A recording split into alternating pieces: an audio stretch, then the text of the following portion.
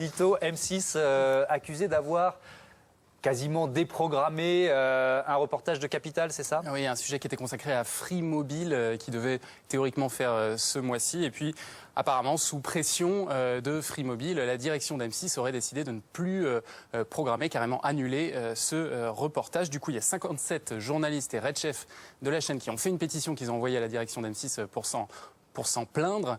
Donc évidemment, on est dans le domaine du soupçon, des rumeurs, on ne sait pas exactement on a essayé de vérifier. Voilà, c'est très difficile à vérifier. Elle est impossible à prouver aujourd'hui. Mais moi, ce qui m'a fait un petit peu tiquer quand même, c'est la ligne de défense d'M6. Parce que Thomas Valentin, le patron d'M6, a expliqué mardi dans un communiqué que cette décision a été prise dans le seul but de ne pas prêter à la critique du conflit d'intérêts dès lors que le groupe M6 est fortement engagé par son offre de forfait M6 Mobile by Orange. Le même jour, le directeur de CProd, donc la filiale d'M6 qui produit Capital, explique lui aussi qu'on lui a donné pour consigne déontologique de ne pas faire des sujets sur des produits dans lesquels M6 aurait des investissements. D'accord, voilà. Donc Capital Émission Économique ne peut pas parler de téléphonie mobile, sauf qu'il l'avait fait il n'y a pas si longtemps que ça. On a cherché, c'est facile.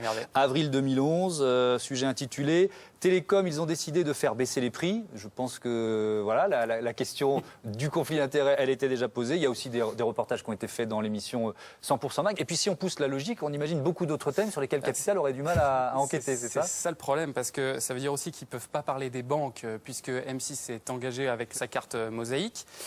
Ils ne vont pas non plus pouvoir parler de consoles de jeux, puisque M6 a un partenariat avec Microsoft Xbox 360.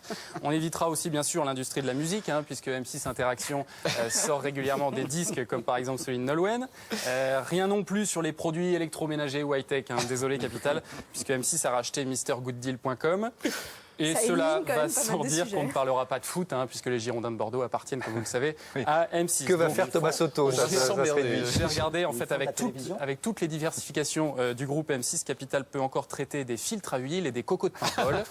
Donc je pense qu'il y a de jolis reportages à faire. Voilà, on a invité Thomas Soto, le présentateur de l'émission, qui pour l'instant ne souhaite pas réagir.